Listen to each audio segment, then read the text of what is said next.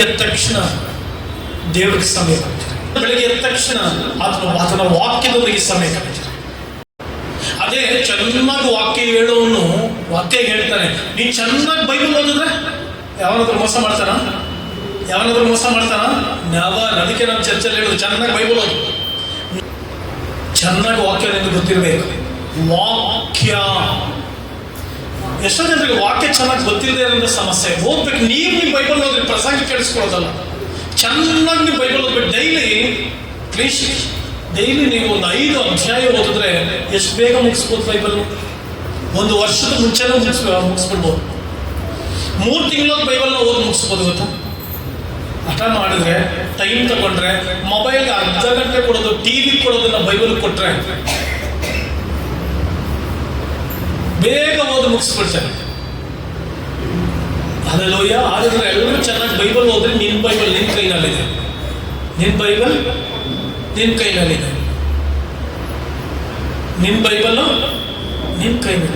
ನಾನು ಯಾಕೆ ಜನ ಮೋಸ ಹೋಗ್ತಾ ಇದ್ರೆ, ವಿಶ್ವಾಸಗಳಿಗೆ ಏನೋ ಗೊತ್ತಾಗ್ತಾ ಇಲ್ಲ ಅಂತಂದ್ರೆ, ಕಾಣಿಕೆಗಳ ಬಗ್ಗೆ ಭಾಷೆ ಪ್ರಸಂಗ ಮಾಡೋ ಅವಶ್ಯಕತೆ ಇಲ್ಲ. ನೀನು ಚೆನ್ನಾಗಿ ಬೈಬಲ್ ಓದಿದ್ರೆ. ಪರಿಶುದ್ಧತೆ ಬಗ್ಗೆ ಭಾಷೆ ಪ್ರಸಂಗ ಮಾಡಬೇಕಾದಿಲ್ಲ, ನೀನು ಚೆನ್ನಾಗಿ ಬೈಬಲ್ ಓದಿದ್ರೆ. ಪ್ರಾರ್ಥನೆ ಬಗ್ಗೆ ಭಾಷೆ ಪ್ರಸಂಗ ಮಾಡಬೇಕಾದ ಅವಶ್ಯಕತೆ ಇಲ್ಲ, ನೀನು ಚೆನ್ನಾಗಿ ಬೈಬಲ್ ಓದಿದ್ರೆ.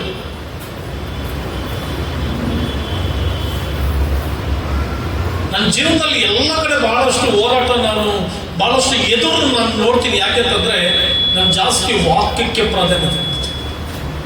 ಯೇಸು ಸ್ವಾಮಿ ಕೂಡ ವಾಕ್ಯದ ಗ್ರಂಥದ ಸುರುಳಿ ನನ್ನ ಬಗ್ಗೆ ಬರೆದಿದೆ ಅಂದ್ರೆ, ವಾಕ್ಯ ಯಾವ ವಾಕ್ಯ? ದೇವರ ವಾಕ್ಯ ಚೆನ್ನಾಗಿ ಓದಬೇಕು.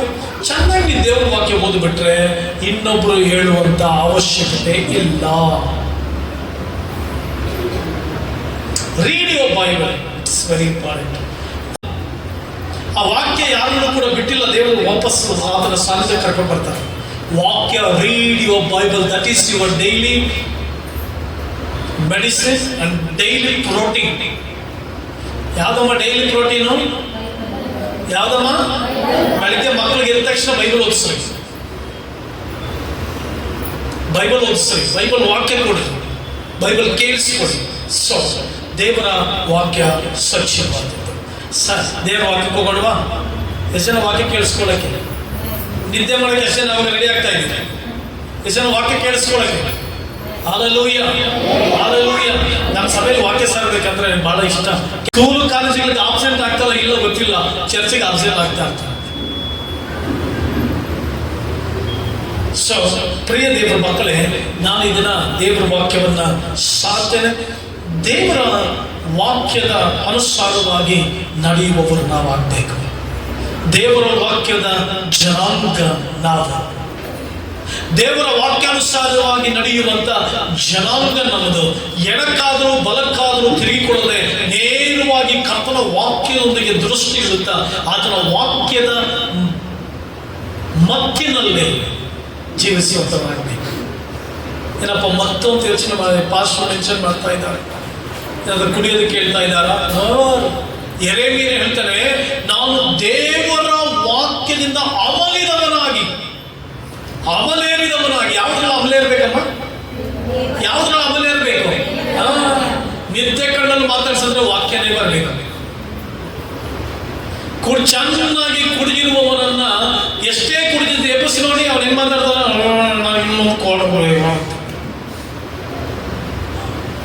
ನನಗೆ ಇನ್ನೊಂದೇನೋ ಬೇಕು ಕುಡಿಯೋದಕ್ಕೆ ಅಂತಾನೆ. ಬಟ್ ವಾಕ್ಯದಲ್ಲ ಅಮಲೇರಿದವನಾಗ್ಬೇಕು ನೀನು. ಎರೆಮೀಯನು ನಿಜವಾಗ್ಲೂ ಬರೀತಾನೆ, ನಾನು ದೇವರ ವಾಕ್ಯದಿಂದ ಅಮಲೇರಿದವನಾಗಿ. ಅಮಲು ಎಷ್ಟು ಮಟ್ಟಿಗೆ ಹೆಚ್ಚಾಗಬೇಕು ಅಂದ್ರೆ, ಸಾರಾಯಿನ ಅಮಲು ಅಲ್ಲ, ಕುಡಿತನದ ಅಮಲು ಅಲ್ಲ, ವಾಕ್ಯದ ಅಮಲಿನಲ್ಲಿ ಜೀವಿಸಬೇಕು.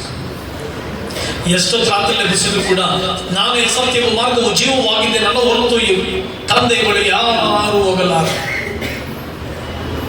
ಇನ್ನೊಂದು ಮಧ್ಯರಾತ್ರಿ 12 ಗಂಟೆಗೆ ಎಬ್ಬಿಸ್ತಾರೆ. ಯೆಹೋವನು ನನಗೆ ಕುರುಬನು ಕೊರತೆ ಪಡೆಯಲು ಆತನ ಹಸುಗಳನ್ನು ತಗ್ಗಿಸುತ್ತಾನೆ, ವಿಶ್ರಾಂತಿಕರವಾದ ನೀರುಗಳ ಬಳಿಗೆ ಬರಮಾಡುತ್ತಾನೆ. ಬೆಳಗಿನ ಜಾವ ಎಬ್ಬಿಸಿದ್ರೆ, ದೇವರು ನನ್ನ ಬೆಳವಣಿಗೆ ಎಚ್ಚರಿಸಿ ಶಿಕ್ಷಿತರ ನಾಲ್ಗೆ ಎಚ್ಚರ ನನ್ನ ಅಮಲಿಂದ ಒಳಗಬೇಕು ವಾಕ್ಯದಲ್ಲಿ. ವಾಕ್ಯದ ವರ್ಡ್ ಆಫ್ ಗಾಡ್, ದೇವರ ವಾಕ್ಯದಲ್ಲಿ ಪೂರ್ಣ ತುಂಬಲ್ಪಡಬೇಕು. ನಡಮತಿ ನಂಗಾದ ಒಂದು ವಾಕ್ಯ ವಾಕ್ಯ ವಾಕ್ಯ ವಾಕ್ಯ. ಯಾರ ವಾಕ್ಯ? ಧಾರಾವಾಹಿ ವಾಕ್ಯ. ಎಷ್ಟೋ ಜನರು ಧಾರಾವಾಹಿ ನೋಡ್ತಾ ಇದ್ರೆ ಕಣ್ಣು ಸುರಿಸ್ತಾರೆ, ವಾಕ್ಯ ಓದ್ಬೇಕಾದ್ರೆ ಕಣ್ಣು ಸುರಿಸೋದು. ಯಾವ್ದೋ ಬಂದ್ಬಿಡುತ್ತೆ, ನೋಡ್ತಾ ಇರ್ತಾರೆ. ವಾಕ್ಯ ಓದ್ಬೇಕಾದ್ರೆ ದೇವ್ರು ಹೇಳಿದ್ರೆ ಬಿಡು, ನನಗೆಲ್ಲ ವಾಕ್ಯ ನನ್ನ ಗಂಡನಿಗೆ, ನನಗೆಲ್ಲ ವಾಕ್ಯ ನನ್ನ ಮಗಳಿಗೆ, ನನಗೆಲ್ಲ ವಾಕ್ಯ ನನ್ನ ಮೊಮ್ಮಕ್ಕಳಿಗೆ. ನಂದು ಡಿಫರೆಂಟ್. ನಾನು ಅವುಗಳೆಲ್ಲ ನೋಡಿ ಸಾಮಾನ್ಯ ನನಗೇನು ಅನ್ಸಲ್ಲ. ನಾನು ವಾಕ್ಯ ಓದ್ಬೇಕಾದ್ರೆ ಮಗನೇ ನೀ ನನಗೆ ಪ್ರಿಯ ಅಂದ್ರೆ ಕಣ್ಣೀರು ಸುರಿಸ್ತಿದೆ.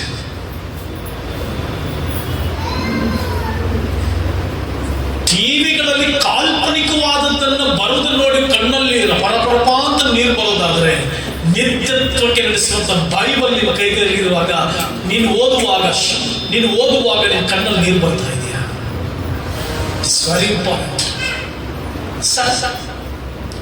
ದೇವರ ವಾಕ್ಯಕ್ಕೆ ನಾವು ಹೋಗೋಣ. ಈ ದಿನ ನಾನು ಮಾತನಾಡುವಂತ ದೈವಿಕ ಸಂದೇಶ, ದೇವರ ಬಲದಿಂದ ಓಡು, ದೇವರ ಶಕ್ತಿಯಿಂದ ಓಡು. ಅನೇಕರು ಈ ದಿನಗಳಲ್ಲಿ ಅನೇಕ ಶಕ್ತಿಗಳನ್ನು ಪಡೆದವರಾಗಿ ಓಡ್ತಾ ಇದ್ದಾರೆ. ಕೆಲವರಿಗೆ ಹಣದ ಶಕ್ತಿ ಬಂದಿದೆ, ಹಣ ಖಾಲಿಯಾಗುವವರೆಗೂ ಓಡ್ತಾ ಇರ್ತಾರೆ.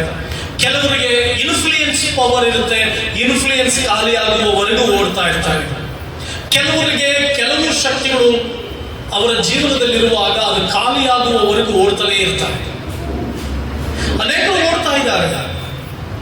ದೇವರ ಶಕ್ತಿ ಇರುವವರೆಗೂ ಓಡಾಡಬಹುದು ನೀನು, ದೇಹದಲ್ಲಿ ಬಲ ಇರುವವರೆಗೂ ಓಡಾಡಬಹುದು ನೀನು. ಬಟ್ ನಾನು ಈ ದಿನ ಮಾತನಾಡುವಂತ ದೈವಿಕ ಸಂದೇಶ, ದೇವರ ಬಲದಿಂದ ಓಡು. ಅಮ್ಮ, ಕೆಲಸ ಕೆಲಸ ಕೆಲಸ ಅಂತ ಓಡ್ತಾ ಇದೆಯಾ, ದೇವರ ಸನ್ನಿಧಾನ ಇಲ್ಲದೆ ಒಂದು ದಿನ ಕೆಲಸ ಸಿಗದೆ ಹೋದರೆ. ನಾನು ಆಗ್ಲೇ ನಿಮ್ಗೆ ಹೇಳಿದೆ, ನನಗೊಬ್ಬ ಸಹೋದರ ಇಸ್ರಾಯೇಲ್ ದೇಶದಲ್ಲಿದ್ದಾನೆ.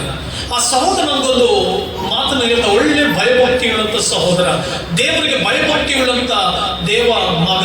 ಆತ ನನ್ಗೆ ಹೇಳ್ತಾನೆ, ಪಾಸ್ಟರ್, ಗಾಜಾದಲ್ಲಿ ಯುದ್ಧ ನಡೀತಾ ಇದೆ, ಏನ್ ಬಾಂಬ್ಗಳು ಹಾಕಬೇಕು, ಅದಕ್ಕಿಂತ ಮುಂಚೆ ನನ್ನ ಕೆಲಸದ ಜಾಗದಲ್ಲಿ ನನ್ನನ್ನ ಕೆಲಸಕ್ಕೆ ತೆಗೆದುಹಾಕಿದ್ರು. ಆಗ ನಾನು ಅಲ್ಲಿಂದ ತುಂಬಾ ದೂರ ಪ್ರಯಾಣ ಮಾಡ್ಕೊಂಡು ಬಂದ ಮೇಲೆ ಅಲ್ಲಿ ಯುದ್ಧ ಬಹಳ ಘೋರವಾಯಿತು, ಅನೇಕರು ಸತ್ತು. ನಾನು ದೇವರನ್ನೇ ಆಧಾರ ಮಾಡ್ಕೊಂಡೆ ಪಾಸ್ಟರ್, ದೇವರನ್ನೇ ನೋಡಿದೆ, ನಾನು ದೇವರಿಗೆ ಯಾವಾಗಲೂ ಪ್ರಾರ್ಥನೆ ಮಾಡ್ತಿದ್ದೆ, ಆ ಯುದ್ಧ ನನಗೆ ಸಂಕಟ ತಾರದಂತ ನನ್ನ ಕಾಪಾಡಿತು ಪಾಸ್ಟರ್ ಅಂತ. ಎಷ್ಟು ದಿನಗಳ ಕಾಲ ನೀನು ನಿನ್ನ ಸ್ವಂತ ಶಕ್ತಿಯಿಂದ ಓಡ್ತೀಯೋ, ನಿನ್ನ ಜೀವಿತದಲ್ಲಿ ನೀನು ಯಾವ ಫಲವನ್ನು ಕಾಣಲಿಕ್ಕೆ ಸಾಧ್ಯವಿಲ್ಲ. ದೇವರ ಬಲದೊಂದಿಗೆ ನೀನು ಓಡಬೇಕು. ಕೆಲಸ ಕೆಲಸ ಕೆಲಸ, ಎಸ್ ಕೆಲಸ ಇದೆ. ಯೇಸು ಕ್ರಿಸ್ತನು ಕೂಡ ಸೋಮವಾರದಿಂದ ಶನಿವಾರದವರೆಗೂ ಕೆಲಸ ಮಾಡಿದ್ರು. ಸೋಮವಾರದಿಂದ ಶನಿವಾರ 6 ದಿನಗಳ ಕಾಲ ಸೃಷ್ಟಿಯನ್ನು ಮಾಡಿದ್ರು. 7ನೇ ದಿನ ವಿಶ್ರಮಿಸಿಕೊಂಡ್ರು. ಯಾಕೆ ವಿಶ್ರಮಿಸಿಕೊಂಡ್ರು ಗೊತ್ತಾ? ಯಾಕೆ ವಿಶ್ರಾಂತಿ ಕೊಟ್ಟರು ಗೊತ್ತಾ? ದೇವರಿಗೆ ಯಾವಾಗಲೂ ವಿಶ್ರಾಂತಿ ಬೇಕಾ? ದೇವರಿಂದ ವಿಶ್ರಾಂತಿ ತೆಗೆದುಕೊಳ್ಳೋದು ನೋಡಿದ್ದೀರಾ? ಯಾಕೆಂದ್ರೆ ದೇವರು ತನ್ನ ಸ್ವರೂಪದಲ್ಲಿ ಉಂಟು ಮಾಡಲ್ಪಟ್ಟಂತ ಮನುಷ್ಯನಿಗೆ ಒಂದು ಸಂದೇಶ ಕೊಡ್ತಾ ಇದ್ದಾರೆ. ತನ್ನ ಸ್ವರೂಪದಲ್ಲಿ ಉಂಟು ಮಾಡಲ್ಪಟ್ಟಂತ ಮನುಷ್ಯನಿಗೆ ಒಂದು ಸಬ್ಜೆಕ್ಟ್ ಅನ್ನ ಕೊಡ್ತಾ ಇದ್ದಾರೆ, ಒಂದು ವಿಶೇಷವಾದಂತ ಮುನ್ಸೂಚನೆಯನ್ನು ಕೊಡ್ತಾ ಇದ್ದಾರೆ. ಅಯ್ಯೋ ನನ್ನ ಮಕ್ಕಳೇ, ನಾನು ದೇವರಾಗಿದ್ರು ಕೂಡ ಸೃಷ್ಟಿ ಕ್ರಮವನ್ನಂದ್ರೆ ಈ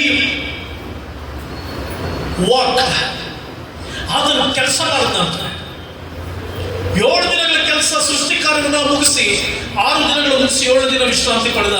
ಹೇಳ್ತಾ ಇರೋದೇನು ಗೊತ್ತಾ? ನನಗೆ ವಿಶ್ರಾಂತಿ ಬೇಡ ಕಂಡ್ರು ಮಕ್ಕಳ, ನನ್ನ ಸೃಷ್ಟಿಯನ್ನು ಸೃಷ್ಟಿ ಮಾಡಲ್ಪಟ್ಟಿದ್ದೀರಿ, ನಮ್ಮ ದೇವಾದಿದೇವ ನಮ್ಗೆ ಯಾವ ವಿಶ್ರಾಂತಿನೂ ಬೇಕಾಗಿಲ್ಲ. ಆದರೆ ನಿಮಗೊಂದು ಮುನ್ಸೂಚನೆ, ನಿಮಗೊಂದು ಇದೊಂದು ಮಾದರಿ ಆಗಲಿ.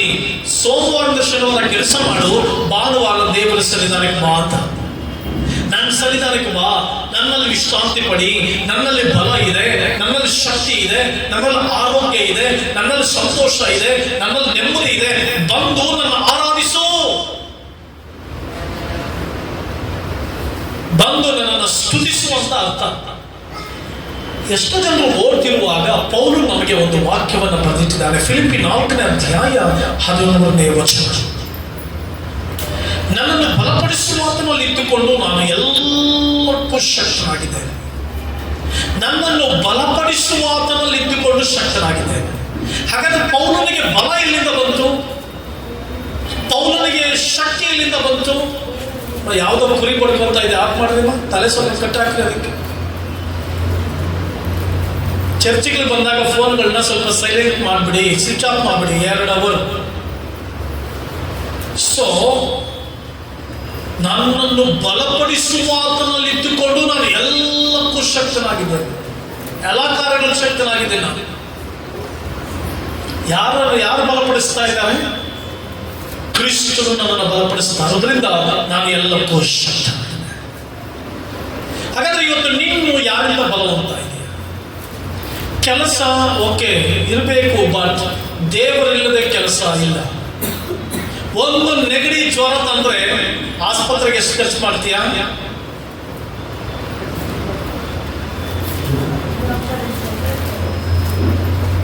ಆಸ್ಪತ್ರೆಗೆ. ಬಟ್ ಅದೇ ನೀನು ದೇವರ ಸನ್ನಿಧಾನಕ್ಕೆ ಬಂದು ದೇವರ ಸಮಯ ಕಲಿಯುವಾಗ ನಿನಗೆ ಆರೋಗ್ಯ ಇರುತ್ತೆ, ಬಲ ಇರುತ್ತೆ, ಶಕ್ತಿ ಇರುತ್ತೆ, ನೆಮ್ಮದಿ ಇರುತ್ತೆ, ಸಂತೋಷ ಇರುತ್ತೆ, ಆರೋಗ್ಯ ಇರುತ್ತೆ. You should worship your Lord with your whole heart. ದೇವರನ್ನ ಪೂರ್ಣ ಹೃದಯದಿಂದ ಆರಾಧಿಸುವುದಕ್ಕಾಗಿ ಬಾ. ಕ್ರಿಸ್ತನಿಂದ ಬಲ ಹೊಂದಿದವರಾಗಿ ಜೀವಿಸಬೇಕು. ಪೌಲನು ಯಾಕೆ ಬರೀತಾ ಇದ್ದಾನೆ, ಇದರ ಕಾಂಟೆಕ್ಸ್ಟ್ ಏನಂತ ನೋಡುವಾಗ, ನಾನು ಹಸಿವೆಯಿಂದಿರುವುದಕ್ಕೂ ಬಲ್ಲೆನು, ನಾನು ಹೊಟ್ಟೆ ತುಂಬಿದವನಾಗಿರುವುದಕ್ಕೂ ಬಲ್ಲೆನು, ಐಶ್ವರ್ಯವಂತನಾಗಿರುವುದಕ್ಕೂ ಬಲ್ಲೆನು, ಬಡವನಾಗಿರುವುದಕ್ಕೂ ಬಲ್ಲೆನು ಅಂತ ಪೌಲನು ಮೆನ್ಷನ್ ಮಾಡಿ ವಾಕ್ಯ ಬರೀತಾನೆ. ಅದರ ಅರ್ಥ ಏನಂದ್ರೆ, ನಾನು ಎಲ್ಲಾ ಸಂದರ್ಭದಲ್ಲಿ ಕೂಡ ದೇವರಿಗೆ ಮಹಿಮೆ ಉಳ್ಳವನಾಗಿ ಜೀವಿಸುತ್ತೇನೆ. ಯಾಕೆಂದ್ರೆ ದೇವರು ನನ್ನಲ್ಲಿರೋದ್ರಿಂದ ದೇವರ ಶಕ್ತಿ ಇದೆ, ದೇವರು ನನ್ನಲ್ಲಿ ವಾಸ ಮಾಡ್ತಾರಂತ ದೇವರ ಬಲ ನನ್ನೊಳಗಡೆ ಇದೆ, ದೇವರು ನನ್ನೊಳಗಡೆ ಇರೋದ್ರಿಂದ ಆರೋಗ್ಯ ಶಕ್ತಿ ಇದೆ. ಆರೋಗ್ಯ ಇಲ್ಲದೆ ಹೋದ್ರೂ ಕೂಡ ನಾನು ಸಂತೃಪ್ತಿಯುಳ್ಳವನಾಗಿದ್ದೇನೆ. ಆರೋಗ್ಯ ಇರಲಿ ಇಲ್ಲದೆ ಹೋಗಲಿ, ಊಟ ಇರಲಿ ಇಲ್ಲದೆ ಹೋಗಲಿ, ಆಶೀರ್ವಾದ ಇರಲಿ ಇಲ್ಲದೆ ಹೋಗಲಿ, ಐಶ್ವರ್ಯ ಇರಲಿ ಇಲ್ಲದೆ ಹೋಗಲಿ, ನಾನಂತೂ ಸಂತುಷ್ಟಿಯುಳ್ಳವನಾಗಿದ್ದೇನೆ. ನಾನು ಬಲಿಷ್ಠವಾಗಿದ್ದೇನೆ ದೇವರಲ್ಲಿ, ನಾನು ಬಲ ಹೊಂದಿದವನಾಗಿದ್ದೇನೆ. ಯಾಕಂದ್ರೆ ನನ್ನ ಬಲ ನನ್ನ ಕೊರತೆಯಲ್ಲ, ನನ್ನ ಬಲ ನನ್ನ ಐಶ್ವರ್ಯದಲ್ಲ, ನನ್ನ ಬಲ ನನ್ನ ಹಣದಲ್ಲ, ನನ್ನ ಬಲ ನನ್ನ ATM ಕಾರ್ಡ್ನಲ್ಲ, ನನ್ನ ಬಲ ನನ್ನ ಹತ್ರ ಇರುವಂತಹ ಹಣದಲ್ಲ, ನನ್ನ ಬಲ ಕ್ರಿಸ್ತನಲ್ಲಿ. Hallelujah. My strength is not in the power, my strength is not in the money, my strength is not in the prosperity, but my strength is in the Lord. ನನ್ನ ಬಲವು ಸಮೃದ್ಧಿಯಲ್ಲಿಲ್ಲ, ಐಶ್ವರ್ಯದಲ್ಲಿಲ್ಲ, ಹಣದಲ್ಲಿಲ್ಲ, ಕಾರ್ಡ್ನಲ್ಲಿಲ್ಲ, ಕ್ರೆಡಿಟ್ ಕಾರ್ಡ್ನಲ್ಲಿಲ್ಲ, ನನ್ನ ಬಲ ಕ್ರಿಸ್ತ. ದೇವರಿಂದ ಅನೇಕ ಜನರು ಬಲವನ್ನು ಹೊಂದಿದರು. ಪೌಲನು ಮೊಟ್ಟ ಮೊದಲನಾಗಿ ದೇವರಿಂದ ಬಲವನ್ನು ಹೊಂದಿದ. ತಿಮೋಥಿ 4ನೇ ಅಧ್ಯಾಯ 17ನೇ ವಚನದಲ್ಲಿ ಈ ರೀತಿಯಾಗಿ ಬರೆದಿದೆ, ಮೊಟ್ಟ ಮೊದಲನೇದಾಗಿ ನನ್ನ ಕಡೆ ಯಾರು ನಿಂತುಕೊಳ್ಳಲಿಲ್ಲ, ನಾನು ಎಲ್ಲರಿಂದ ಕೈ ಬಿಡಲ್ಪಟ್ಟೆ, ಬಟ್ ದೇವರು ನನ್ನ ಬಳಿಯಲ್ಲಿದ್ದು ನಾನು ಮೊದಲನೇ ಸಾರಿ ಪ್ರತಿವಾದ ಮಾಡಿದಾಗ ನನ್ನ ಜೊತೆ ಯಾರೂ ಇರಲಿಲ್ಲ, ಆದರೆ ದೇವರು ನನ್ನ ಬಲಗಡೆಯಲ್ಲಿ ಇದ್ದು ನನ್ನನ್ನು ಬಲಪಡಿಸಿದಂತೆ. ಪೌಲನು ಹೇಳ್ತಾನೆ 2 ತಿಮೋಥಿ 4:17 ದೇವರು ನನ್ನ ಸಂಗಡ ಇದ್ದು ನನ್ನನ್ನು ಬಲಪಡಿಸಿದ. ಮೊದಲನೇ ಸಾರಿ ಪ್ರತಿವಾದ ಮಾಡಿದಾಗ ಯಾರು ನನ್ನ ಜೊತೆ ಇರಲಿಲ್ಲ, ಎಲ್ಲರೂ ಕೈ ಬಿಟ್ಬಿಟ್ರಂತೆ ಪೌಲನನ್ನು. ಎಲ್ಲರೂ ಕೈ ಬಿಟ್ಟುಬಿಟ್ಟಾಗ ದೇವರು ಪೌಲನ ಜೊತೆ ಇದ್ದು ಅವನ್ನ ಬಲಪಡಿಸಿದ. ನಿನ್ ಜೊತೆ ದೇವರಿದ್ದಾರಂತ ಯಾವಾಗ ಗೊತ್ತಾಗುತ್ತೆ ಗೊತ್ತಾ? ಎಲ್ಲರೂ ಕೈ ಬಿಟ್ಟಾಗ. ದೇವರ ಜೊತೆ ಇದ್ದಾರಂತ ಯಾವಾಗ ಗೊತ್ತಾಗುತ್ತೆ ಗೊತ್ತಾ? ಮನೆಯಿಂದ ಹಿಡಿದು, ಕುಟುಂಬದಿಂದ ಹಿಡಿದು, ಅಕ್ಕಪಕ್ಕದವರು ಎಲ್ಲರೂ ನಿನ್ನ ಜೊತೆ ಇರಬಾರ್ದು, ನಿನ್ನ ಎಲ್ಲರೂ ಚೀತು ಅನ್ನಬೇಕು, ನಿನ್ನ ಕೈ ಬಿಡಬೇಕು. ಅವಾಗ ಗೊತ್ತಾಗುತ್ತೆ ನಿನ್ನ ಜೊತೆ ಯಾರು ನಿನ್ನ ಜೊತೆ ದೇವರಿದ್ದಾರ ಇಲ್ಲ ಅಂತ ಗೊತ್ತಾಗುತ್ತೆ. ನಾನು ಯಾಕೆ ಇಷ್ಟು ಪವರ್ಫುಲ್ ಆಗಿ ಪ್ರಸಂಗ ಮಾಡ್ಲಿಕ್ಕೆ ಬಯಸ್ತೀನಿ ಅಂತಂದ್ರೆ, ಶಕ್ತಿಯುತವಾಗಿ ದೇವರ ವಾಕ್ಯವನ್ನು ಪ್ರಸಂಗಿಸಲಿಕ್ಕೆ ಬಯಸ್ತೀನಿ ಅಂತಂದ್ರೆ, ನಾನು ಒಬ್ಬಂಟಿಗನಾಗಿ ನಿಂತಾಗ, ಒಬ್ಬನೇ ನಿಂತಾಗ ನನ್ನ ಜೊತೆ ದೇವರಿದ್ದನ್ನು ಕಂಡೆ ನಾನು. Yes, it is true. ನನ್ನ ಜೊತೆ ದೇವರಿದ್ದನ್ನು ಕಂಡೆ ನಾನು, ನನ್ನ ಜೊತೆ ದೇವರಿದ್ದಾರೆ ಅನ್ನೋದು ಅನುಭವ ಆಯ್ತು. ನಿನ್ ಜೊತೆ ದೇವರಿದ್ದಾರೆ ಅಂತ ಗೊತ್ತಾಗ್ಬೇಕಾ? ಎಲ್ಲ ಕೈ ಬಿಟ್ಟಾಗ ಬೈಕೋಬೇಡ, ಇವರು ಸರಿ ಇಲ್ಲ, ಅವ್ರು ಸರಿ ಇಲ್ಲ, ಇವ್ರು ಸರಿ ಇಲ್ಲ, ಅವನು ಸರಿ ಇಲ್ಲ, ಅವಳು ಸರಿ ಇಲ್ಲ, ಇವ್ರು ಸರಿ. ಎಲ್ಲ ಒಳ್ಳೇದಕ್ಕಾಗಿಲ್ಲ. ಮೊಬೈಲ್ ಹೊಡೆದೋಗೋದು ಕೂಡ ಒಳ್ಳೇದಕ್ಕಾಗಿಲ್ಲ. Everything is for good.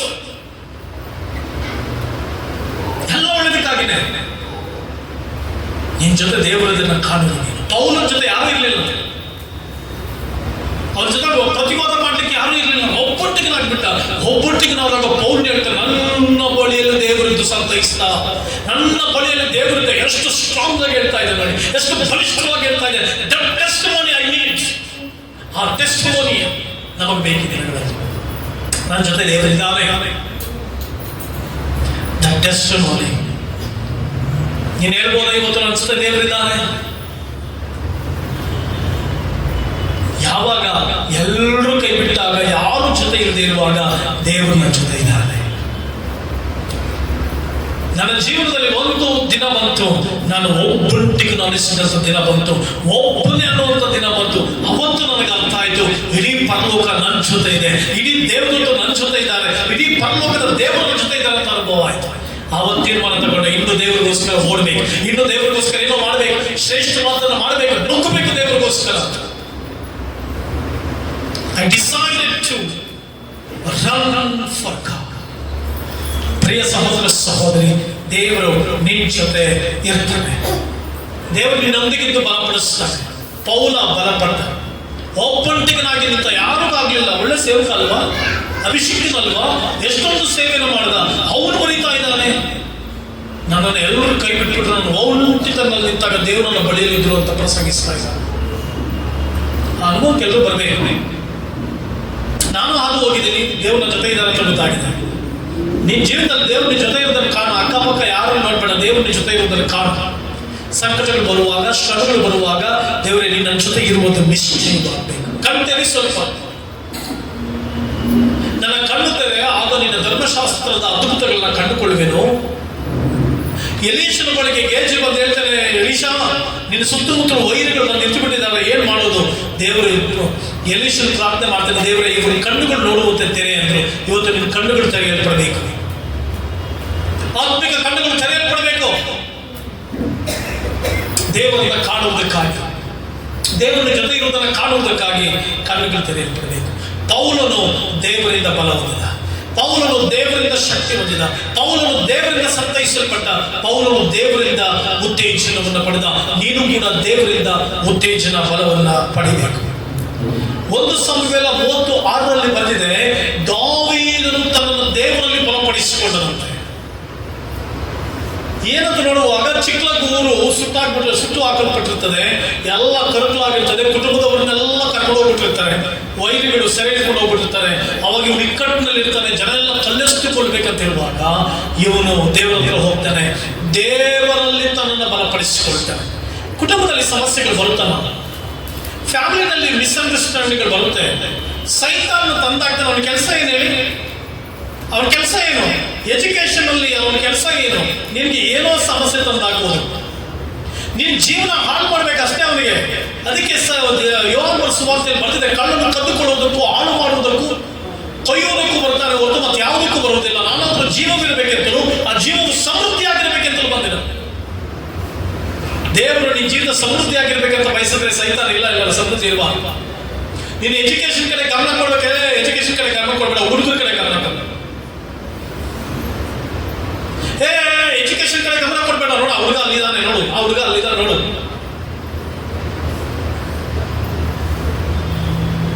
ಅಭಿವೃದ್ಧಿ ಕಡೆಗೆ ಸಾಗಿ ಹೋಗ್ಬೇಕಾಗ್ತದೆ. ನೀನು ಅಭಿವೃದ್ಧಿ ಕಡೆಗೆ ಸಾಗಿ ಹೋಗುವಾಗ ಅಭಿವೃದ್ಧಿ ಕಡೆ ಹೋಗ್ಬೇಡ. ನೋಡು, ಸಾಲ ನೋಡು, ನೋಡಿ ಈ ಕಷ್ಟ ನೋಡು, ಈ ಸಮಸ್ಯೆ ನೋಡು, ನೋಡಿ ಇಂಥ ಪ್ರಾಬ್ಲಮ್.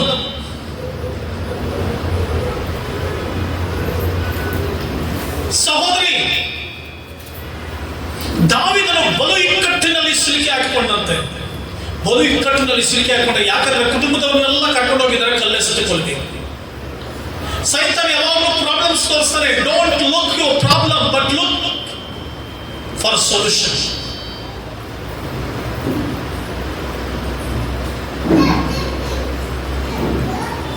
ಹಾಗಾದ್ರೆ ಎಲ್ಲಿದ್ದೀವಿ ನಾವು? ದಾವೀದನು ಕಲ್ಲನ್ನು ನೋಡ್ಲಿಲ್ಲ, ಸುಟ್ಟೋಗಿರೋದು ನೋಡ್ಲಿಲ್ಲ, ದೇವರು ನೋಡ್ದ. ದೇವರಲ್ಲಿ ತನ್ನ ಬಲಪಡಿಸಿಕೊಂಡ. ಅವನು ಗೊತ್ತಾಯ್ತು ನನ್ನ ಬಲ ದೇವರೇ, ಈಗ ಇಕ್ಕಟ್ಟಿನಲ್ಲಿ ನಾನು ಸೋತು ಹೋದ್ರೆ ನನ್ನ ಬಲ ಸೋತು ಹೋದಕ್ಕಾಗ್ಬಿಡ್ತದೆ. ಆದುದರಿಂದ ದೇವರಲ್ಲಿ ಬಲ ಹೊಂದಬೇಕು. ನಾನು ಯಾರಲ್ಲಿ ಬಲ ಹೊಂದಬೇಕು? ದಾವೀದನು ಯಾರಲ್ಲಿ ಬಲ ಹೊಂದಿದ? ದಾವೀದನು ಯಾರಲ್ಲಿ ಬಲ ಹೊಂದಿದ? ಕಲ್ಲುಗಳಲ್ಲಿ ಬಲ ಹೊಂದಿದ? ನೋ, ಅವನು ಯಾರಲ್ಲಿ? ದೇವರಲ್ಲಿ ತನ್ನ ಬಲಪಡಿಸಿಕೊಂಡ. Don't look your problem. ಸೈತಾನ್ ಈಗ ಅವಳು ಬಂದು ಸೈತಾನ್ ಹೇಳ್ತಾನೆ, ಸರ್ಪ ಹೇಳುತ್ತೆ, ಹಣ್ಣು ನೋಡಿ ಎಷ್ಟು ಚೆನ್ನಾಗಿದೆ. ಅವಳೇನ್ ಮಾಡ್ಬೇಕಾಯ್ತು? ಅವಳೇನ್ ಮಾಡ್ಬೇಕಾಯ್ತು? ದೇವ್ರ ಹತ್ರ ಕೇಳ್ಬೇಕಾಯ್ತು, ಸ್ವಾಮಿ ಇದೇನೋ ಹೇಳ್ತಾ ಇದೆಯಲ್ಲ ಅಂತ. ಕೇಳಿಲ್ಲ. ಎಲ್ಲಿಗೆ ಹೋಗ್ಬಿಡ್ತು? ಸರ್ಪ ಬಹಳ ನುಣುಪಾಗಿ ಮಾತಾಡ್ತಾ ಇತ್ತು. ಅವ್ವಾ ಏನಂತು? ಅವ್ವಾ. ಈ ಅವನಿಗೆ ಅವಾಗಲೇ ಪಾಪ ಕಿವಿ ಮುರ್ರ ಅಂತ. ಯಾಕಂದ್ರೆ ಏನಂತ ಇದೆ, ಈಗ ನಾವಂದ್ರೆ ಅವ್ವ ಅಂತೀವಿ, ಸೈತಾನ ಅನ್ನೋದಿಲ್ಲ. ಅವ್ವಾ ಈ ಅಮ್ಮನಿಗೆ ಅವಾಗಲೇ ಬಿದ್ದೋದು. ಸೈತಾನನು ಇವತ್ತು ದಿನ ಜನರನ್ನ ನಾಶ ಮಾಡ್ತಾ ಇರುವಂಥದ್ದು, ಹಾಳು ಮಾಡ್ತಾ ಇರುತ್ತದೆ. ಎಲ್ಲಿ ಅಂತಂದ್ರೆ ಅವ್ವಾ ಅಂದ್ರೆ ನುಣುಪು ಜೀವನ, ವೇಷಧಾರಿಗಳಾಗಿ ಹತ್ರ ಬರುವಂಥದ್ದು. ದುಷ್ಟನಾಗಿದ್ದರೂ ಕೂಡ ಒಳ್ಳೆಯವನ ಹಾಗೆ ವೇಷ ಹಾಕಿಕೊಂಡು ಬರುವ ಸರ್ಪ. ಇವತ್ತು ಎಷ್ಟೋ ಹೆಣ್ಣು ಮಕ್ಕಳು ಯಾಕೆ ಹಾಳಾಗ್ತಾ ಇದ್ದಾರೆ ಅಂತಂದ್ರೆ, ಅನೇಕ ಹೆಣ್ಣು ಮಕ್ಕಳು ಇವತ್ತು ಯಾಕೆ ಗಂಡು ಮಕ್ಕಳ ಹಿಂದೆ ಬಿದ್ದು ಹಾಳಾಗ್ತಾ ಇದ್ದಾರೆ ಅಂತಂದ್ರೆ, ಅವ್ವಾ ನೀನ್ ಸೂಪರ್ ಆಗಿದೀಯಾ, ನೀನ್ ಚೆನ್ನಾಗಿದೀಯಾ, ನಿನ್ನ ಹಲ್ಲು ತುಂಬಾ ಚೆನ್ನಾಗಿದೆ, ನಿನ್ ಮೂಗು ಚೆನ್ನಾಗಿದೆ, ನೀನಂದ್ರೆ ಇಷ್ಟ. ಗಂಟೆಗಟ್ಟಲೆ ಮಾತಾಡೋದಕ್ಕೆ ಸೈತಾನನ್ನು ಕರ್ಕೊಂಡು ಹೋಗ್ತಾನೆ. ಫೋನ್ಗಳಲ್ಲಿ ಮಾತಾಡುತ್ತಾ ಮಾತಾಡುತ್ತಾ ಮಾತಾಡುತ್ತಾ ಮಾತಾಡುತ್ತಾ ವೇಷಧಾರಿಯಾಗಿ ನಡೆದು ಮುಂದಿನ ಭವಿಷ್ಯದಲ್ಲಿ ಅವರ ಜೀವಿತಕ್ಕೆ ಹಾನಿಕರವಾದಂತ ವ್ಯಕ್ತಿಗಳಾಗಿ ಮಾರ್ಪಡ್ತಾರೆ. Don't look stones. ನುಣುಪು ಕಲ್ಲುಗಳ ಕತೆಗೆ ಸಿಕ್ಕಿ ಬಿಡಬೇಡ. ಸೈತಾನ divert, he is the diverter, good diverter. ಹಣ ಇಲ್ಲದೆ ಜನರನ್ನು ಡೈವರ್ಟ್ ಮಾಡ್ತಾನೆ. ತಂದೆ ತಾಯಿಗಳಿಂದ ಮಕ್ಕಳನ್ನ ಡೈವರ್ಟ್ ಮಾಡ್ತಾನೆ, ಪ್ರೀತಿಸುವವರಿಂದ ಡೈವರ್ಟ್ ಮಾಡ್ತಾನೆ, ಒಳ್ಳೆ ಅಪ್ಪನಿಂದ ಜನರನ್ನು ಡೈವರ್ಟ್ ಮಾಡ್ತಾನೆ, ಒಳ್ಳೆ ಅಮ್ಮನಿಂದ ಡೈವರ್ಟ್ ಮಾಡ್ತಾನೆ, ಒಳ್ಳೆ ಗಂಡನಿಂದ ಜನರನ್ನು ಡೈವರ್ಟ್ ಮಾಡ್ತಾನೆ. ನಿನ್ ಗಂಡ ಒಳ್ಳೆಯವನಾಗಿದ್ದಾನ, ಸೈತಾನ ನಿನ್ಗೆ ಹೇಳ್ತಾನೆ ನಿನ್ ಗಂಡ ಸರಿ ಇಲ್ಲ.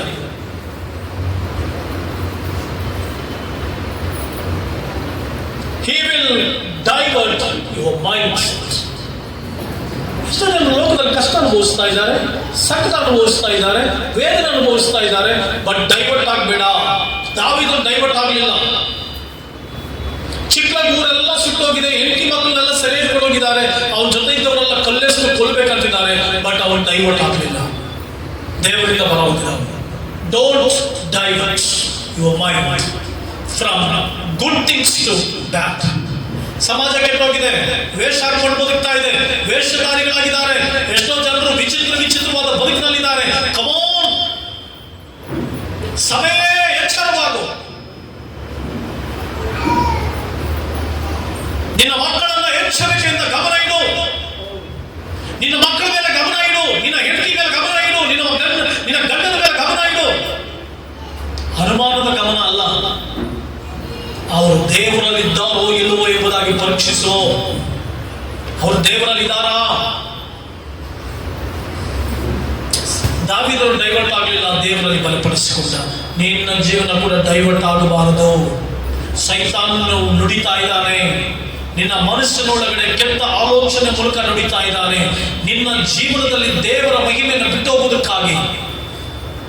Don't give up. ಸಹೋದರಿ ಸಹೋದರ, ಡೋಂಟ್ ಗಿವ್ ಅಪ್. ಡೈವರ್ಟ್ ಆಗಬಾರ್ದು. ಎಜುಕೇಶನ್ ಡೈವರ್ಟ್ ಆಗಬೇಡ, ತಂದೆ ತಾಯಿಗಳ ವಿಚಾರದಲ್ಲಿ ಡೈವರ್ಟ್ ಆಗಬೇಡ, ಗಂಡನ ವಿಚಾರದಲ್ಲಿ ಮೈಂಡ್ ಡೈವರ್ಟ್ ಮಾಡ್ಕೋಬೇಡ. ಬೇ ಕೇರ್ಫುಲ್, ಬೇ ಕೇರ್ಫುಲ್, ಬೇ ಕೇರ್ಫುಲ್. ದಾವೀದನು ಡೈವರ್ಟ್ ಆಗಲಿಲ್ಲ, ದೇವರಲ್ಲಿ ತನ್ನನ್ನು ಬಲಪಡಿಸಿಕೊಂಡ. ಮೂರನೇದಾಗಿ ಅಪೊಸ್ತಲ ಕೃತ್ಯಗಳು 3:16 ಹುಟ್ಟು ಕುಂಟನು ದೇವರಿಂದ ಬಲ ಹೊಂದಿದ. ಹುಟ್ಟುಕುಂಟ ದೇವಾಲಯದ ಬಳಿ ಇದ್ದ, ನಡೀಲಿಕ್ಕೆ ಆಗ್ತಾ ಇರಲಿಲ್ಲ.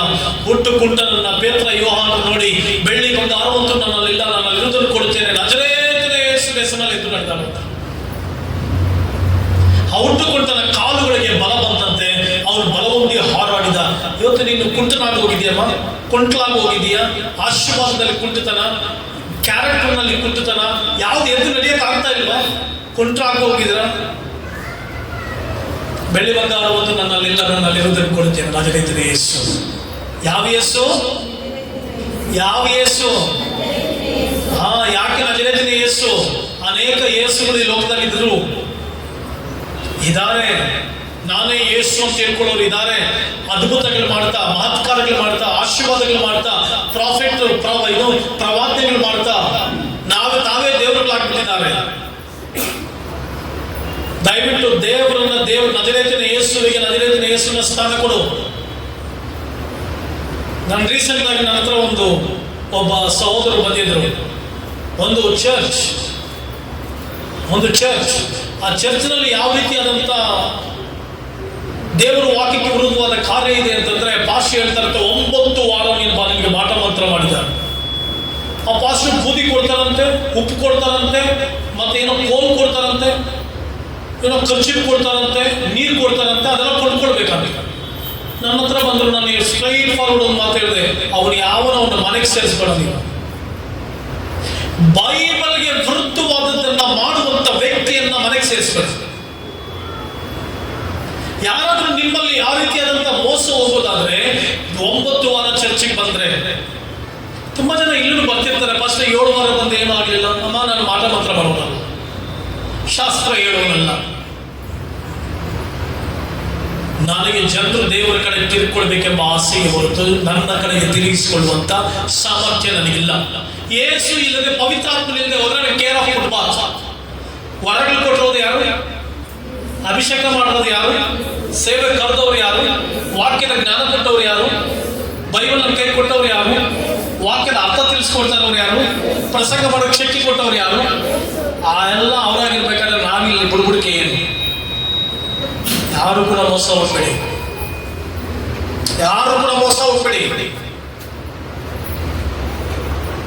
ದಯವಿಟ್ಟು ಯಾರು ಕೂಡ ಮೋಸ ಹೋಗ್ಬೇಡಿ. 9 ವಾರ ಬರಬೇಕು, 7 ವಾರಗಳ ಯೇಸು ಮೇಲೆ ಅವೆಲ್ಲ ಇಲ್ಲ, ಆಗಲ್ಲ. ಆದ್ರಿಂದ ಬಿ ಕೇರ್ಫುಲ್. ಸುಳ್ಳಿನ ಕಂತೆಗಳಿಗೆ ಬಿದ್ದು ಹೋಗ್ಬೇಡಿ, ಮೋಸಕರವಾದ ಜಾಲಗಳಿಗೆ ಬಿದ್ದು ಹೋಗ್ಬೇಡಿ. ಅಭಿಷೇಕ ಇಲ್ಲ, ಎಲ್ಲೋದ್ರೂ ಅಭಿಷೇಕ ಇಲ್ಲ. ನೀನು ಕೂತು ಮರ್ಕಾಲೂರಿ 4 ಗೋಡೆಗಳ ಮಧ್ಯದಲ್ಲಿ ಪವಿತ್ರಾತ್ಮನಿಗೋಸ್ಕರ ಅರ್ಥವೇ ಪವಿತ್ರಾತ್ಮನ ಅಭಿಷೇಕ ಬರುತ್ತೆ. ಮೋಸ ಹೋಗ್ಬೇಡಿ. ಬೈಬಲ್ ಚೆನ್ನಾಗಿ ಓದಿ. ತುಂಬಾ ಜನರು ಮೋಸ ಮಾಡ್ತಾ ಇದ್ದಾರೆ. ತುಂಬಾ ಪಾಸ್ಟರ್ಸ್ಗಳು ಮೋಸ ಮಾಡ್ತಿದ್ದಾರೆ. ತುಂಬಾ ಜನರು ಬೈಬಲ್ ವಾಕ್ಯವನ್ನು ತಪ್ಪಾಗಿ ಪ್ರಸಂಗಿಸ್ತಾ ಇದ್ದೇವೆ. No, it's not. ದೇವರಿಂದ ಬಲ ಹೊಂದು ನೀವು. ದೇವರು ಅದಕ್ಕೆ ಚೆನ್ನಾಗಿ ಬೈಬಲ್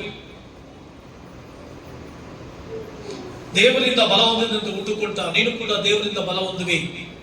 ಒಂದು ಸಾರಿ ತಿರುಗಿ ಯಾರಾದರೂ ನಾನು ಯೇಸುಸ್ವಾಮಿ ನಂಬಿದ್ದೀನಿ ಪಾಸ್ಟರ್, ಯಾರೋ ನನಗೆ ಮಾಟ ಮಂತ್ರ ಮಾಡ್ಬಿಟ್ಟಿದ್ದಾರೆ, ಯಾರಾದ್ರೂ ಪಾಸ್ಟರ್ ಬಂದು ನಿಮ್ ಮನೆಗಳಿಗೆ ಬಂದು ನಿಮ್ಗೆ ಯಾರೋ ಮಾಟ ಮಂತ್ರ ಮಾಡ್ಬಿಟ್ಟಿದ್ರೆ, ಈ ಮೂಲೆ ಎಲ್ಲಿದೆ, ಈ ಮೂಲೆ ಎಲ್ಲಿದೆ ಅಂದ್ರೆ, ಬಾರಯ್ಯ ಮನೆ ಒಳಗಡೆ.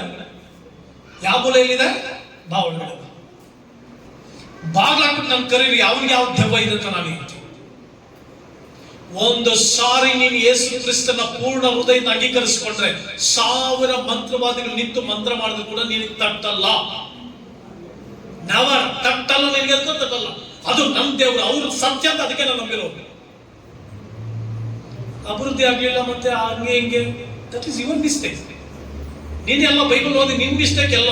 ಬೈಬಲ್ ಓದು ಚೆನ್ನಾಗಿ. ಬೈಬಲ್ ನ್ಯಾಯಸ್ಥಾಪಕರು 6:14 ಗಿದ್ಯೋನನು ದೇವರಿಂದ ಬಲ ಹೊಂದಿದಂತೆ.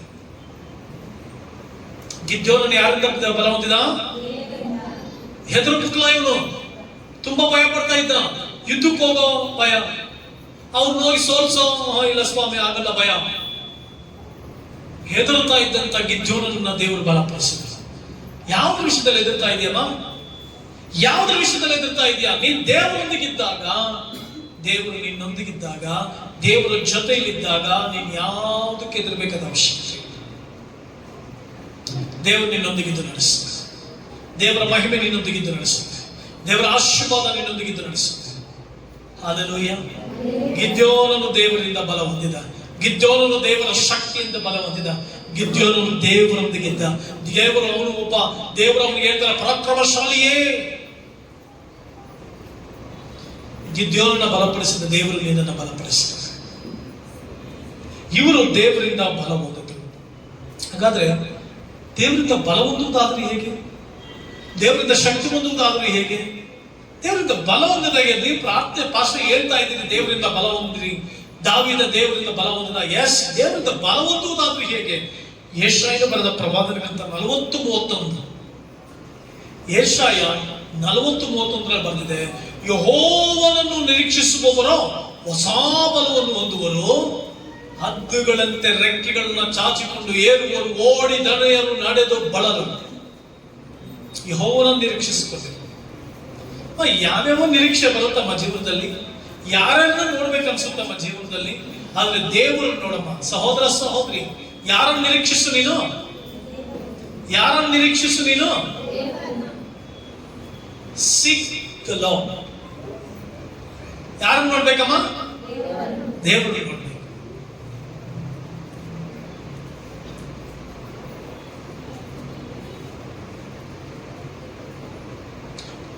ನಾನೊಂದು ಸ್ಟೇಟ್ಮೆಂಟ್ ಅಂತ ನಮ್ಮ ಮಕ್ಕಳಲ್ಲಿ ಒಬ್ರು ಒಂದು ಪ್ರೊಫೈಲ್ ಹಾಕೊಂಡಿದ್ರು.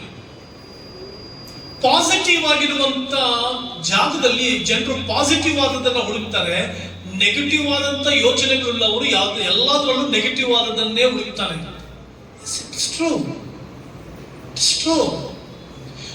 ಪಾಸಿಟಿವ್ ಆಗಿರುವಂತ ವ್ಯಕ್ತಿ ಎಲ್ಲ ವಿಚಾರಗಳಲ್ಲಿ ಪಾಸಿಟಿವ್ ಆದದನ್ನ ಹುಡುಕ್ತಾರೆ, ಪಾಸಿಟಿವ್ ಆದದನ್ನ ಯೋಚನೆ ಮಾಡ್ತಾರೆ. ನೆಗೆಟಿವ್ ಆದಂತ ವ್ಯಕ್ತಿ ಎಲ್ಲದರಲ್ಲೂ ನೆಗೆಟಿವ್ ಅನ್ನೇ ಹುಡುಕ್ತಾನೆ. ಮೊಸರಲ್ಲೂ ಕಲ್ಲು ಹುಡುಕ್ತಾನೆ, ಮೊಸರಲ್ಲೂ. ಯೆಹೋವನನ್ನು ನಿರೀಕ್ಷಿಸುವವರು ಹೊಸ ಬಲವನ್ನು ಹೊಂದುವರು. ದೇವರ ನಿರೀಕ್ಷಿಸಮ. ಎಲ್ಲ ಕಾರ್ಯಗಳಿಗಾಗಿ ದೇವರೇ ನೀನು, ಎಲ್ಲ ಸಂಗತಿಗಳಲ್ಲಿ ದೇವರೇ ನೀನು ಅಂತಿರುವಾಗ ನಿನ್ನ ಸಂಸಾರ ಚೆನ್ನಾಗಿರುತ್ತೆ, ನಿನ್ನ ಜೀವನ ಚೆನ್ನಾಗಿರುತ್ತೆ, ನಿನ್ನ ಎಜುಕೇಶನ್ ಚೆನ್ನಾಗಿರುತ್ತೆ. ದೇವರು ಇರಬೇಕು. ಯಾರಿರ್ಬೇಕು? ಯೆಹೋವನನ್ನು ನಿರೀಕ್ಷಿಸ್ತಾ ಇದೆ. ಎಲ್ಲಾದ್ರಲ್ಲೂ ದೇವರು ದೇವರು ದೇವರು ದೇವರು. ಎಸ್, ದೇವರು ನಿನ್ನ ಜೀವಿತದಲ್ಲಿ ನಡೆಸ್ತಾರೆ. ಯೆಹೋವನನ್ನು ನಿರೀಕ್ಷಿಸಿದ್ರೆ ಬಲ ಬರುತ್ತೆ. ದೇವರನ್ನು ನಿರೀಕ್ಷಿಸಿ ಜೀವಿಸಿದ್ರೆ ಬಲ ಬರುತ್ತೆ. ದೇವರನ್ನ ಹಾಕಿಕೊಂಡು ಜೀವಿಸಿದ್ರೆ ಬಲ ಬರುತ್ತೆ. ದೇವರನ್ನು ನಿರೀಕ್ಷಿಸೋದಂದ್ರೆ ಅರ್ಥ ಏನು? ದೇವರು ನಿರೀಕ್ಷಿಸೋದಂದ್ರೆ ಅರ್ಥ ಏನು? ಎಲ್ಲಾ ಸಂಗತಿಗಳಲ್ಲಿ ದೇವರೇ ನೀನ್ ನ್ಯಾಯಾಧಿಪತಿ, ನೀನಿದ್ರೆ ಸಾಕು. ಕಷ್ಟನಾ ದೇವರೇ, ನಾನು ನಿನ್ನನ್ನೇ ನೋಡ್ತೀನಿ, ಕಷ್ಟದಿಂದ ಬಿಡುಗಡೆ ಮಾಡ್ತೀನಿ. ಸಮೃದ್ಧಿ ಬಂದಿದೆಯಾ ದೇವರೇ, ಈ ಸಮೃದ್ಧಿ ನೀನು ಕೊಟ್ಟಿದೆಯಾ, ಈ ಸಮೃದ್ಧಿಯಲ್ಲಿ ನಾನು ಆನಂದಿಸ್ತಾ ನಿನ್ನಲ್ಲಿ ಆನಂದಿಸ್ತೀನಿ ದೇವರೇ ಅಂತ ಹೇಳಿ ನಾವು ಜೀವಿಸಿ. ಪ್ರಿಯ ಸಹೋದರ ಸಹೋದರಿ, ಪ್ರಿಯ ದೇವಜನ, ದೇವರನ್ನೇ ನಿರೀಕ್ಷಿಸು. ಬೆಳಿಗ್ಗೆ ಎದ್ದಾಗಿನಿಂದ ಜೀವನ ನೀನು ಮಲಗುವವರೆಗೂ ದೇವರ ನಿರೀಕ್ಷಿಸು. ಎಲ್ಲಾ ಕಾರ್ಯಗಳಲ್ಲಿ ದೇವರ ಮೇಲೆ ನಿರೀಕ್ಷೆ ಇಡು. ಎಲ್ಲ ಸಂಗತಿಗಳಲ್ಲಿ ದೇವರ ನಿರೀಕ್ಷಿಸೋದಂದ್ರೆ ಅರ್ಥ, ದೇವರನ್ನ ಬಿಟ್ಟು ನಾನು ಏನು ಮಾಡಲ್ಲ, ದೇವರಿಗೆ ಇಷ್ಟ ಇಲ್ಲದ ಮಾತನಾಡಲ್ಲ, ನಾನು ಏನೇ ಮಾಡಿದ್ರು ಕೂಡ ದೇವರ ಮುಂದಿಟ್ಕೊಂಡು ಮಾಡ್ತೀನಿ ಅನ್ನೋದೇ ದೇವರ ನಿರೀಕ್ಷಿಸೋದಂದ್ರೆ ಅರ್ಥ. ಕಷ್ಟ ಇದೆಯಾ ಸ್ವಾಮಿ, ನನಗೆ ಸಾಲ ಇದೆ, ಸಾಲದಿಂದ ಬಿಡುಗಡೆ ಆಗ್ಬೇಕಾ, ನಾನು ಕೆಲಸ ಮಾಡ್ತೀನಿ, ನಾನು ನಿನ್ನೆ ನಿರೀಕ್ಷಿಸ್ತೀನಿ. ದೇವರನ್ನ ನಿರೀಕ್ಷಿಸುವಾಗ ನಿನಗೆ ಬಲ ಬರುತ್ತೆ. ಯಾರನ್ನು ನಿರೀಕ್ಷಿಸುವಾಗಮ್ಮ? ಎರಡನೇದಾಗಿ ಕೀರ್ತನೆ 119:28 ವಚನದ ಪ್ರಕಾರ ದೇವರ ವಾಕ್ಯದಿಂದ ಬಲ ಬರುತ್ತಂತೆ. ನೀವು ನೋಡಿ, ಸೋತೋಗಿದ್ದಾಗ ಬೈಬಲ್ ಕ್ರಮವಾಗಿ ಓದ್ಕೊಂಡ್ ಬನ್ನಿ, ಅಲ್ಲಿ ದೇವರು ನಿಮ್ ಜೊತೆ ಮಾತನಾಡ್ತಾನೆ. ವಾಕ್ಯ ಓದುವಾಗ ಒಂದು ಬಲ, ವಾಕ್ಯ ಓದುವಾಗ ಒಂದು ಶಕ್ತಿ, ವಾಕ್ಯ ಓದುವಾಗ ಒಂದು ಸಮಾಧಾನ. ವಾಕ್ಯ ಓದ್ತಾ ಇದ್ರೆ ಏನೋ ಶಕ್ತಿ, ಎಂತ ಸೋಲುಗಳು ಬಂದಿದ್ರು ವಾಕ್ಯ ಓದ್ಬಿಟ್ಟು ದೇವ್ರು ಮಾತನಾಡಿಬಿಟ್ರೆ ಸಾಕು. ಅದಕ್ಕೆ ಶತಾಧಿಪತಿ ಒಂದು ಮಾತು ಹೇಳ್ತಾನೆ, ಸ್ವಾಮಿ ನೀನ್ ನನ್ನ ಮನೆಗೆ ಬರ್ತೀಯಾ, ನೀನ್ ನನ್ನ ಮನೆಗೆ ಬರುವಷ್ಟು ಯೋಗ್ಯತೆ ನನ್ನಲ್ಲಿಲ್ಲಪ್ಪ, ನೀನು ಒಂದು ಮಾತನ್ನು ಹೇಳು ಸಾಕು. ನೀನು ಎಷ್ಟು ಮಾತು ಹೇಳೋ? ಒಂದು ಮಾತು ಹೇಳು ಸಾಕು ಪ್ರತಿದಿನ. ಅದಕ್ಕೆ ದೇವರು ವಾಕ್ಯದಿಂದ ನಿನಗೆ ಬಲ ಬರುತ್ತೆ. ಯಾರ ವಾಕ್ಯದಿಂದ ಬಲ ಬರುತ್ತೆ? ಯಾರ ವಾಕ್ಯದಿಂದ? ಬೈಬಲ್ ಕೇಳಿಸ್ಕೊಂಡ್ರೆ ನಿಮ್ಗೆ ಧೈರ್ಯ ಬಂದ್ಬಿಡುತ್ತೆ, ಏನ್ ಬೇಕಾದ್ರೂ ಜಯಿಸ್ಬೋದು. ದೇವರು, ನಾನೊಂದು ಸಂಗತಿಯನ್ನ, ಒಂದು ಆರ್ಗನೈಸೇಷನ್ಸ್ ಅನ್ನ ನಾನು ಸ್ಟಾರ್ಟ್ ಮಾಡ್ಬೇಕಂತ ಇರುವಾಗ ಬೆಳಿಗ್ಗೆ ದೇವರು ಮಾತನಾಡ್ತಾರೆ, ದೀನರನ್ನ ತಿಪ್ಪೆಯಿಂದ ಎತ್ತಿ ಸಿಂಹಾಸನದ ಮೇಲೆ ಕುಳ್ಳಿರಿಸಿ ಪ್ರಭುಗಳೊಂದಿಗೆ ಕುಳ್ಳಿರಿಸ್ತಾನೆ. ದೇವರು ಮಾತನಾಡ್ತಾರೆ, ಮಗನೇ ನಾನು ನಿನ್ನನ್ನ ಪ್ರಭುಗಳೊಂದಿಗೆ ಕುಳ್ಳಿರಿಸ್ತೇನೆ ಅಂತ. ಹಲ್ಲೆಲೂಯಾ. ಎಷ್ಟು ಶಕ್ತಿ ಕೊಡುತ್ತೆ, ಎಷ್ಟು ಬಲ ಕೊಡುತ್ತೆ, ಎಷ್ಟು ಆದರಣೆ ಕೊಡುತ್ತೆ. ನೀನು ಎಷ್ಟು ವಾಕ್ಯ ಓದ್ತೀಯೋ ಅಷ್ಟು ಆದರಣೆ, ಎಷ್ಟು ವಾಕ್ಯ ಓದ್ತೀಯೋ ಅಷ್ಟು ಬಲ, ಎಷ್ಟು ವಾಕ್ಯ ಓದ್ತೀಯೋ ನಿನಗೆ ಅಷ್ಟು ಶಕ್ತಿ. ಅದನ್ನ ಹೆಚ್ಚು ದೇವರ ವಾಕ್ಯವನ್ನು ಓದಕ್ ಬಂದಿಲ್ಲ, ವಾಕ್ಯ ಕೇಳಿಸ್ಕೊಳ್ಳಿ. ಬೆಳಗ್ಗೆ ಎದ್ದ ತಕ್ಷಣ ಏನ್ ಕೇಳಿಸ್ಕೊಳ್ಳಿ?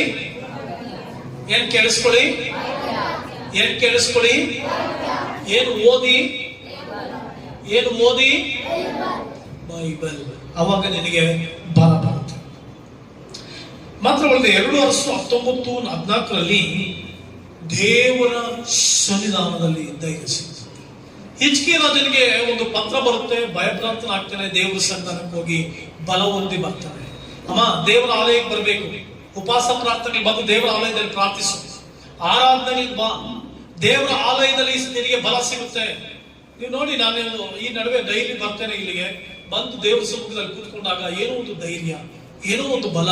ದೇವರ ಸಮ್ಮುಖದಲ್ಲಿ ಯಾರು ಕಾಣದೇ ಇರುವಾಗ, ಅವ್ರ ಮುಂದೆ ಕಣ್ಣೀರು ಸುರಿಸುವಾಗ, ಅಟ್ಲೀಸ್ಟ್ ಇಲ್ಲಿ ಬಂದು ಕೂತ್ಕೊಂಡು ಹೋದ್ರೆ ಏನೋ ಒಂದು ಬಲ ನಮಗೆ. ಇಲ್ಲಿ ಬಂದು ದೇವರ ಸನ್ನಿಧಾನದಲ್ಲಿ ಸುಮ್ಮನೆ ನಾನೇನು ನಿಮ್ಗೆ ಮೋಟಿವೇಶನ್ ಮಾಡ್ತಾ ಇಲ್ಲ. ನಾನು ಪಾಸ್ಟ್ ಆಗಿ ನಾನೀಗ ನಾವು 2 ರೂಮ್ಗಳನ್ನ ಆಫೀಸ್ ಮಾಡಿದ್ದೇವೆ, ಡೈಲಿ ಬರ್ತೇನೆ. ನಾನು ಇಲ್ಲಿಗೆ ಬಂದಾಗ ನನ್ನ ಜೀವನದಲ್ಲಿ ಎಷ್ಟೇ ಸಂಗತಿಗಳಿದ್ರು ಕೂಡ ಏನೋ ಒಂದು ಗೆಲ್ಲಬೇಕು ಅನ್ನುವಂತ ಒಂದು ಆಸಕ್ತಿ, ತಿರುಗಿ ನಾನೇನೋ ಇನ್ನೂ ಸಾಧನೆ ಮಾಡ್ಬೇಕೆಂಬ ಆಸಕ್ತಿ. ಬನ್ನಿ, ದೇವರಾಲಯಕ್ಕೆ ಬನ್ರಿ, ಚರ್ಚಿಗೆ ಬನ್ನಿ, ಕೂತ್ಕೊಳ್ಳಿ. ಬರೀ ಭಾನುವಾರ ಮಾತ್ರ ಅಲ್ಲ, ಟೈಮ್ ಸಿಕ್ಕಿದಾಗ ಕುಟುಂಬದ ಒಂದು ಅರ್ಧ ಗಂಟೆ, ಅಟ್ಲೀಸ್ಟ್ ಒಂದು 15 ನಿಮಿಷ ಬಂದು ಕೂತ್ಕೊಂಡು ಪ್ರಾರ್ಥನೆ ಮಾಡಿ ಹೋಗಿ ನೋಡಿ. ವಾದ ಒಂದು ಅಟ್ಲೀಸ್ಟ್ ಟೈಮ್ ಮಾಡ್ಕೊಂಡು ಬಂದು ಪ್ರಾರ್ಥನೆ ಮಾಡಿ ಹೋಗಿ, ದೇವರ ಆಲಯದಲ್ಲಿ ಪ್ರಾರ್ಥನೆ ಮಾಡಿ ಹೋಗಿ ನೋಡಿ. ಎಷ್ಟು ಸಂತೋಷ ಇರುತ್ತೆ, ಎಷ್ಟು ನೆಮ್ಮದಿ ಇರುತ್ತೆ, ಏನೋ ಒಂದು ಬಲ ಇರುತ್ತೆ. ದೇವರ ಸನ್ನಿಧಾನಕ್ಕೆ ಹಿಜ್ಕೀಯನು ಬಂದ ಹಾಗೆ ನೀನು ದೇವರ ಸನ್ನಿಧಾನಕ್ಕೆ ಬಾ.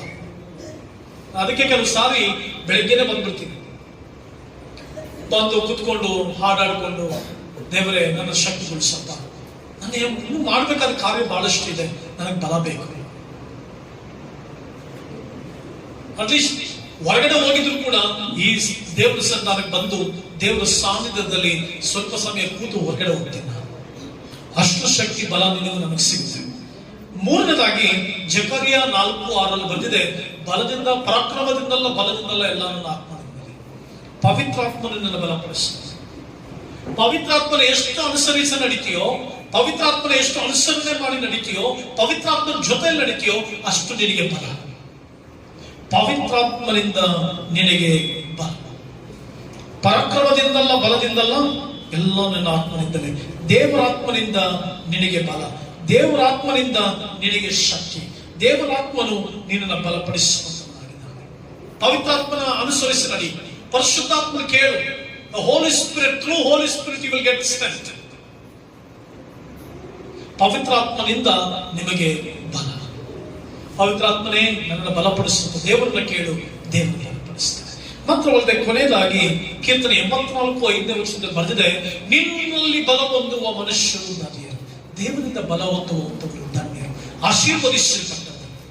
ಪ್ರತಿದಿನ ದೇವರ ಸಮೀಪಕ್ಕೆ ಬಂದು ನನ್ನನ್ನು ಬಲಪಡಿಸುತ್ತಿದ್ದಾರೆ, ನನ್ನ ಶಕ್ತಿಗೊಳಿಸುತ್ತಿದ್ದಾರೆ, ಆರೋಗ್ಯ ಕೊಡು ದೇವರೇ, ನನ್ನನ್ನು ಶಕ್ತಿಯುತವಾಗಿ ಉಪಯೋಗಿಸು ದೇವರೇ ಅಂತ ಹೇಳಿ ಯಾವಾಗ ನೀನು ದೇವರ ಸನ್ನಿಧಾನದಲ್ಲಿ ಬರ್ತೀಯೋ, ದೇವರ ನಿರೀಕ್ಷಿಸ್ತೀಯೋ, ದೇವರನ್ನು ಆಧಾರ ಮಾಡ್ಕೊಳ್ತೀಯೋ, ದೇವರ ವಾಕ್ಯವನ್ನು ಓದ್ತೀಯೋ, ಪವಿತ್ರಾತ್ಮನ ಸಹವಾಸದಲ್ಲಿ ನಡೀತೀಯೋ, ಆಗ ನೀನು ಬಲ ಹೊಂದುವಿ.